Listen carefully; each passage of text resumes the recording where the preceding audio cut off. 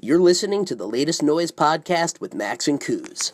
All right, I'm here with Deb Devi, who has a show coming up at White Eagle Hall on January 19th, Friday night. So let's start with that. You talk about having a multicultural lineup of bands. Yeah, well, Jersey City was just named again the most diverse city in the nation. So, and that is really reflected in our music scene. It's one of the least segregated music scenes I've been around and in, which I really love. So I wanted the show to have different bands and artists that represent different slices of the scene that we have. So, for example, we've got MC Constant Flow, who's an amazing hip-hop artist with his crew, Dantique and June Star. We've got Universal Rebel, which is a hip-hop dub band. Hey Anna, which is fronted by three sisters, really cool indie pop rock band. Black Whale, who are the denizens of downtown with their monster riff rock. And my band, which I've been here for like 5 years. And then, of course, we're closing out the night we're opening the night with the Components, who just won the Jersey City Battle of the Bands, and closing the night with one of my favorite people in town, Serena Mercado, as the DJ with her husband Cello and their Cirello Entertainment drum family, which is a live drum circle that accompanies the DJ, which is pretty freaking cool. Cool. So that's and of course we have Robert Persanti as the artist. He's going to be hanging his paintings throughout the venue. Awesome. Yeah. Cool. So you obviously were connected to a lot of these bands ahead of time, or did you have the idea of kind of embracing that cultural diversity when you picked the bands? Well, most of them I'm already friends with, except for Hey Anna, and I was turned on to them by Dancing Tony, who's a fantastic promoter in Jersey City, who really keeps the whole thing going with the many events he does, from Groove on Grove to the concerts he used to do at 58 Gallery, and he's now going to start booking on the new stage at FM, cool, the club on Newark. So he turned me on to Hey Anna, and now that I've been listening to them over and over, I love their music. But everybody else I knew I had some personal connection with. Well, you covered every artist that I was going to get to. Well, I want to say, too, that it was tough to choose from, because there are many, many more. I mean, I could have easily done a 10 or 15 or 20 band show. We have some deep talent in Jersey City. Yeah. Well, that's something we have in common from my booking as well. Where it's like, who do you choose? Like, how do you make that decision? But I think the route that you took is picking 5 diverse genres and really going with that from that experience from band to band. It's going to be a completely different type of music. Yeah. Because the thing that's cool about Jersey City is we show up at each other's events, even if it's a genre that's not our own. We show up at each other's art shows, and we show up when people are DJing, like the rockers show up. It's very fluid, and I wanted the show to kind of be a snapshot of what it's like to live here. Cool. Yeah. Nice. And for your set personally, what are you looking to do and to accomplish? With our set, we're just going to rock and have a great time. How about venues around town besides White Eagle, as obviously the big one that just opened up? Anything else that has caught your eye or that you're looking to play or have played at? Well, I think it's awesome that FM is putting in a stage.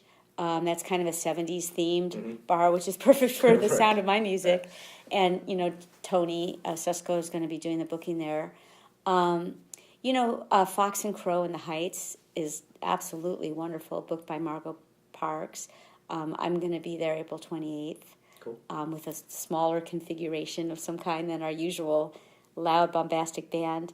It's a little bit more of a laid-back vibe. And, but that place is really special. And South House on Newark Avenue for a while was bringing in some really cool blues artists from down south. Then they kind of stopped, so I don't know if they're going to get back to that or not, but I'd love to see more of that. I know they were kind of doing like a Clarksdale, Jersey City sort of exchange thing, which would have been cool. But yeah, we need more. We really do. Yeah. What you and Dave were doing at Maxwell's was incredible, like building the open mic, encouraging open mic performers to get gigs at Maxwell's when they were ready. I mean, it was really developing this amazing scene. And I'm glad that now you're at Finnegan's, and it's we definitely could use some more venues. Yeah, you know, I feel like it's always shifting, so you have to kind of, have your finger on the pulse of what's working, but also kind of remember or know that, like, that thing may not exist, forever. So just kind of push it. And then I noticed maybe more recently, a lot of venues they see something that works and they kind of want to go like, oh, I want to do that.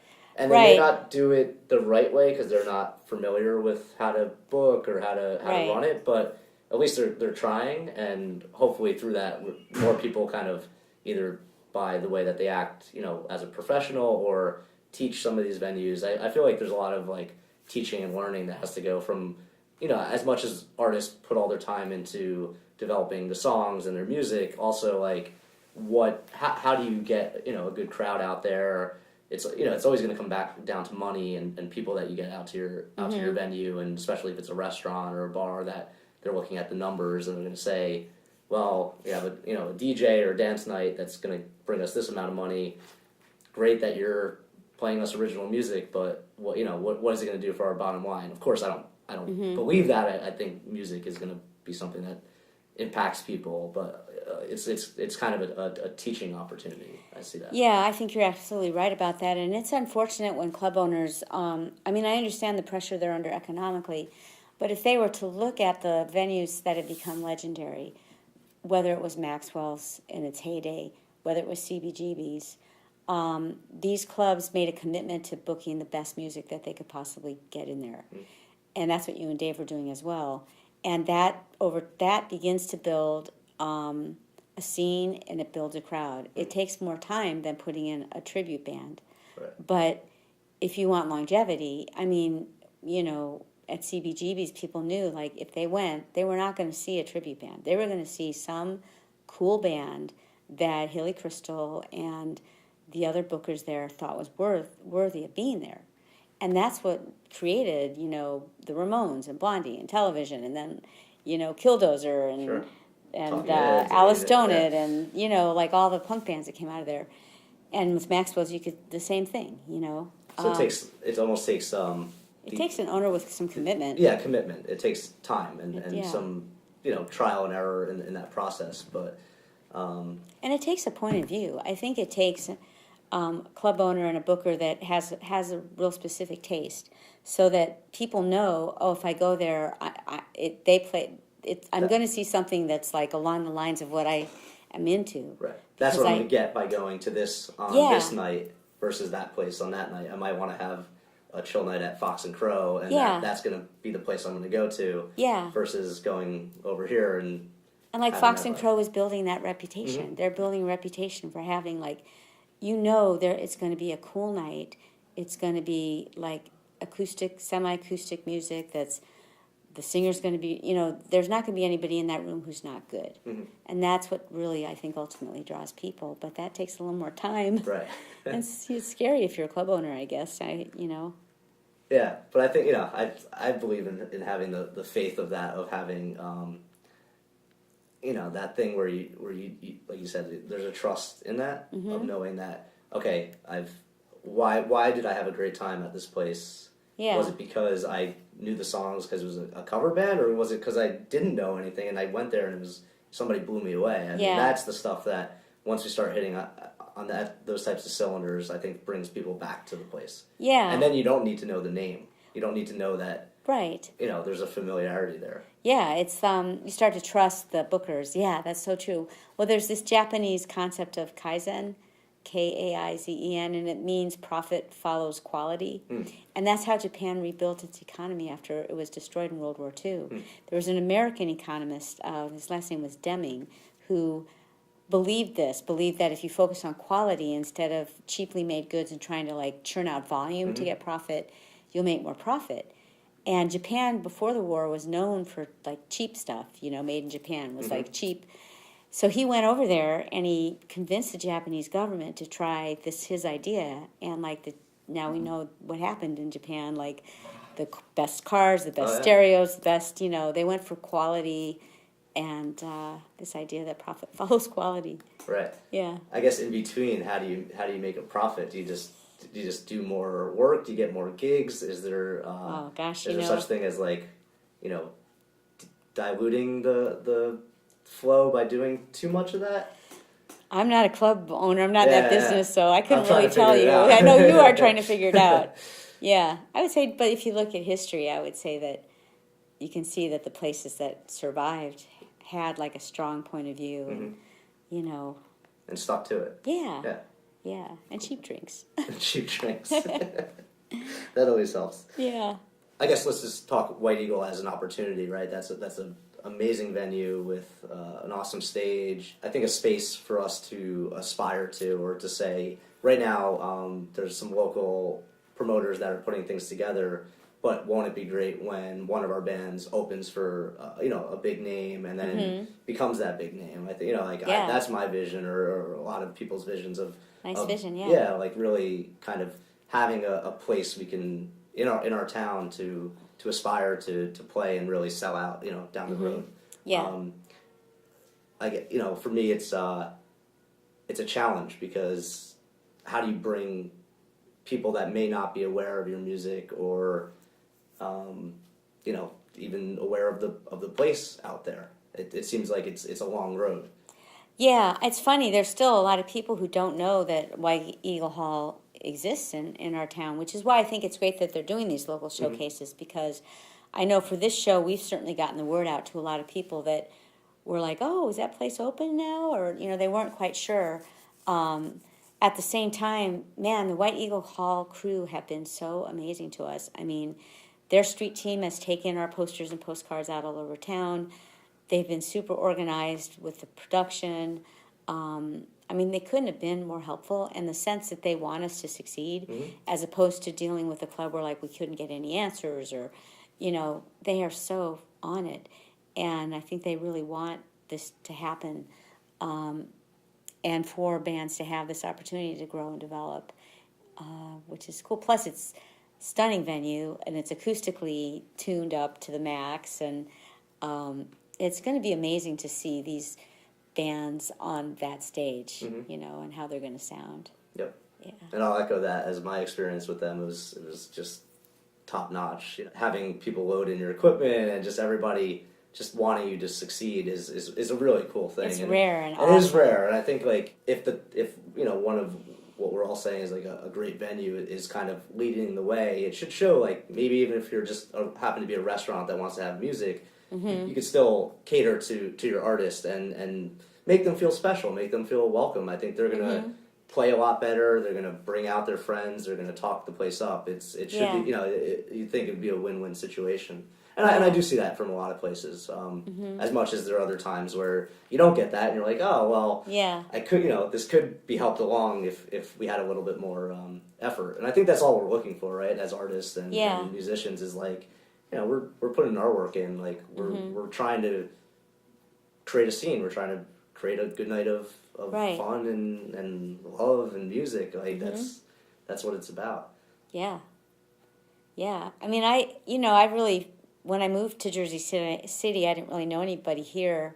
I knew some folks in Hoboken, but I really fell in love quickly with the people and the niceness and the interactions, and just, I don't know, everybody's cool, in that town.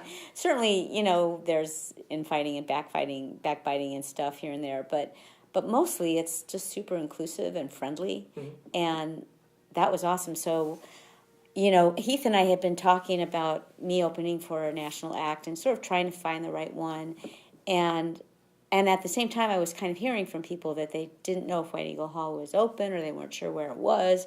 So that's why I was inspired by your show, the latest Noise Showcase, which was amazing, to say, hey, what if we do something that's really focused on the Jersey City community, to increase awareness, and also to get these killer bands in here.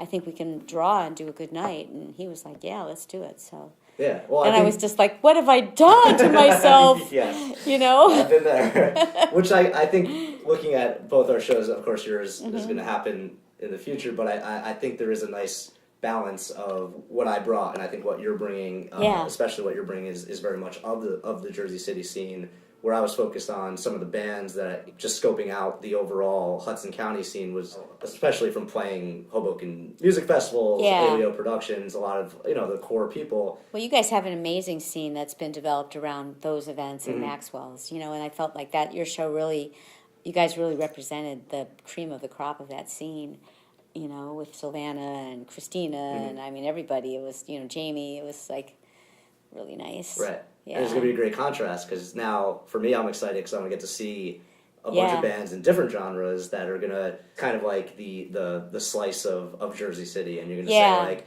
all right, well, if that band might have 4 other bands that they are connected with, and who are those bands? It kind of opens up a it kills me all the bands that aren't on this show that I wish were, Papermaker, Aminal, 50 Feet Furies, Eliza Neals, we've got like so much talent in this town. It's crazy. So this is just the tip of the iceberg as far as I'm concerned. And same goes for the visual art. I mean, Robert Piersanti is killer artist. But, we've got Dylan Egon, we've got Kate Hester, we've got so many artists in town that also could have been like the artists for this show. So I hope that, another local showcase will have. I think Tony wants to do one. I'm not a promoter, I'm just an artist, so I don't think I'll be doing another one.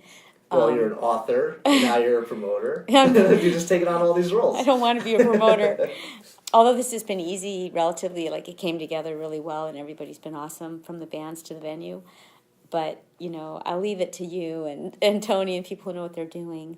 Well, it has to be a group effort and a community effort because it's a big venue, and it's something that, on the strength of one band alone, for better or worse, there's not that one band in town that's going to right now sell out that place. So it has to be a communal effort, but that's also why this whole thing works is we're all going to each other's shows and supporting each other, and it, like you said, it might not be in the same genre that you're into, but you still show up and you're still like, that was cool, I got to see something that maybe is a little bit outside of my comfort zone. And I think like in a corporation, like the CEOs set the tone, and I think, with you and Dave Entwistle, you guys really set a tone of like kindness and inclusiveness and niceness, and in Jersey City we've had that set by like Serena and Chella Mercado and their friends and all of us who kind of want to get along and like each other. That's really made this a special place to live, Very cool. Yeah. Anything else you want to close with for the show? Oh, no, just come to the show, prepare to rock, just prepare to have a fabulous time. Awesome. Yeah. Well, thank you so much, Deb. Thanks, Mike.